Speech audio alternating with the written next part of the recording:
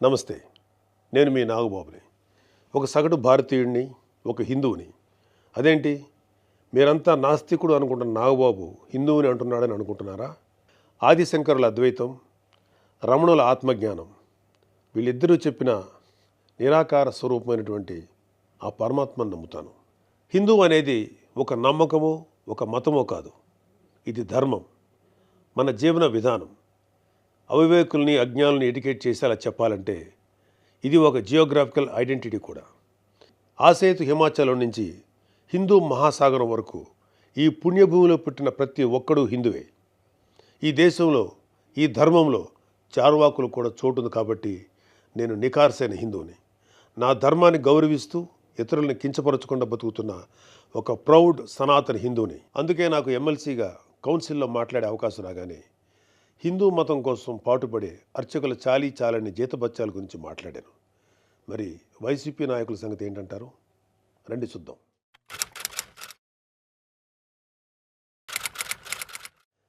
September 6, 2020 Antarvedi Shri Lakshmi Narasimhaswamy వారి రథం దగ్ధమైన రోజు.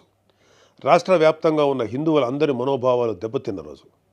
అప్పటి వైసీపీ ప్రభుత్వం ప్రతిపక్షాల ఒత్తిడికి తలొగ్గి కేసుని సిబిఐకి అప్పచెప్తామని చెప్పింది. కట్ చేస్తే 2023లో ఒక హిందూ హక్కుల యాక్టివిస్టు ఆర్టీఐ వేశాడు. దానికి సిబిఐ ఏం సమాధానం చెప్పిందో తెలుసా? అసలు ఈ కేసు మేము టేకప్పే చేయలేదని చెప్పారు. మసిపూసి మారేడికాయ చేయడంలో ఎక్స్పర్ట్స్ అయినటువంటి ఒక్క వైసీపీ నాయకుడైనా దీని మీద మీడియాలో మళ్ళీ మాట్లాడడం చూసారా? అయినా వీళ్ళకి అవతల వాళ్ళ పర్సనల్ జీవితాల మీద ఉన్న ఇంట్రెస్ట్ మన హిందూ దేవాలయాల మీద ఎక్కడ ఉంటుంది?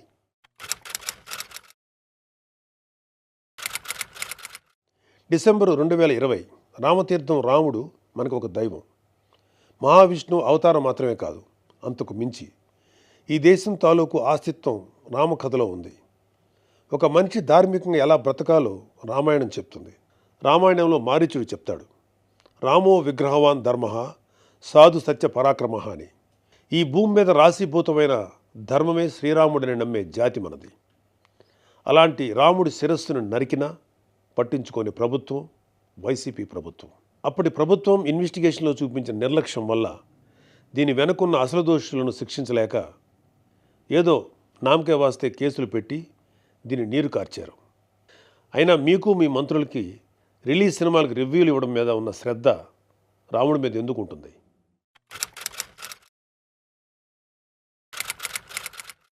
జనవరి 22, 2024 అయోధ్య రామమందిరం ఇనాగ్రేషన్ కొన్ని దశాబ్దాల సుదీర్ఘ న్యాయ పోరాటం తర్వాత, కొన్ని వందల మంది బలిదానాల తర్వాత హిందువులు కలల కన్నా రామమందిరం కల సాకారమైంది.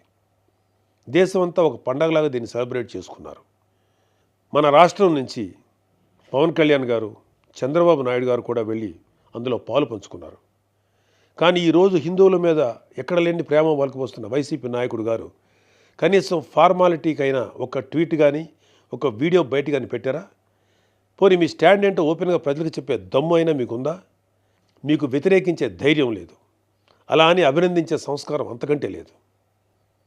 వెరసి మీ మనసులో హిందువుల మీద కుళ్ళు కుతంత్రాలు తప్ప ఇంకేమీ లేవు. టీటీడీ భక్తులకి భగవంతుడిని దూరం చేసిన వైసీపీ పూట గడవని పేదవాడి దగ్గర నుంచి వజ్రాల కిరీటాలు చేయించే కోటీశ్వర్ల వరకు అందరి కోరిక ఒకటే, ఆ కలియుగ దైవమైన వెంకటేశ్వర స్వామివారి దర్శనం ఏడాదికి ఒకసారైనా చేసుకోవాలని. ఒక సామాన్య భక్తుడు నెల నెలా డబ్బులు కూడబెట్టుకుని మరి ఆయన చూడడానికి కొండ మీదకి వెళ్తాడు. అలాంటి కొండ మీద అకామిడేషన్ ఛార్జీలు మీరు ఒక్కసారి ఎలా పెంచుతారు? నందకం, పాంచజన్యం, కౌస్తుభం, ఒకలామాత గెస్ట్ హౌసుల్లో 500కి దొరికే రూమ్ని 1000కి ఎలా పెంచారు? నారాయణగిరి గెస్ట్ హౌస్లో 1700 రూపాయలు చేశారు. ఇది సామాన్యుణ్ణి భగవంతుడికి దూరం చేసే ప్రయత్నం కదా? నువ్వు ఎవరిని, అదే ఏం మాఫియాని సంతోషపెట్టడానికి ఇది చేసావో అర్థం కానంత అమాయకులు అనుకుంటున్నావా ప్రజలు? దర్శనాలు సేవలు అయితే ఇంకా దారుణం. ఏదో కాయగూరల బేరం ఆడినట్టు 10,000 చేయి, దీన్ని 5,000 చేయంటూ ఎంత నిర్లక్ష్యంగా మీ సుబ్బారెడ్డి బోర్డు మీటింగ్లో మాట్లాడాడో మొత్తం రాష్ట్రం అంతా చూసింది. అంత చులకన మీకు హిందువులంటే. ఇకపోతే తిరుమల మీద నువ్వు చేసిన దోపిడీ అంతా ఇంతా కాదు. ఒకే ఒక ఉదాహరణ చెప్పాలంటే టీటీడీ కామన్ గుడ్ ఫండ్కి ఇచ్చే కాంట్రిబ్యూషన్ 2.5 కోట్లు ఉండేది. దీన్ని సెప్టెంబర్ 2021లో 50 కోట్లకు ఒక్కసారిగా పెంచేశాం. అసలు ఇక్కడే కాదు, ఎక్కడ కొండ కనపడినా గుండు కొట్టేయాలనుకోవడమేగా మన అలవాటు.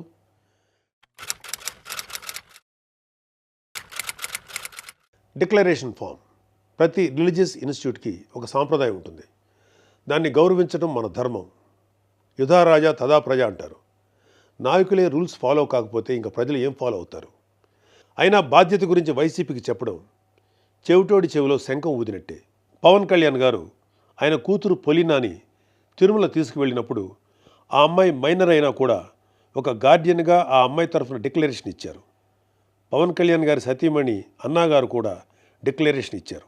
ఇంత ఎందుకు, ఈ దేశ రాష్ట్రపతి అబ్దుల్ కలాం గారు కూడా తిరుమలలో డిక్లరేషన్ ఫామ్ పైన సంతకం చేసి అక్కడి నుంచి సాంప్రదాయాన్ని గౌరవించారు. నువ్వు కలాం గారి కన్నా గొప్పోడివా? డిక్లరేషన్ ఇవ్వకుండా వెళ్ళటమే కాక మీ మంత్రి వచ్చి ఆడి అమ్మ మొగుడు కట్టాడా తిరుపతి గుడి అని అంటాడా? అలా తలపొగురు మాటలు మాట్లాడితేనే జనాలు 151లో మధ్యన 5 తీసేసి 11 ఇచ్చారు. అయినా నువ్వు ఏమైనా మారావా? లేదు. డిక్లరేషన్ అడిగారు అని తిరుమల పర్యటన క్యాన్సిల్ చేసుకున్న చరిత్ర ఉంది. అయినా సెక్యులర్ ప్లేస్కి రిలీజియస్ ప్లేస్కి తేడా తెలియని నిన్ను ఎడ్యుకేట్ చేయటం మా వల్ల కాదు. ఇక ఫైనల్గా మన కల్తీ నెయ్యి వ్యవహారం గురించి చెప్పాలి. పాపం ఈరోజు డోస్ ఎక్కువైనట్లుంది. రేపు మాట్లాడుకుందాం. Stay tune.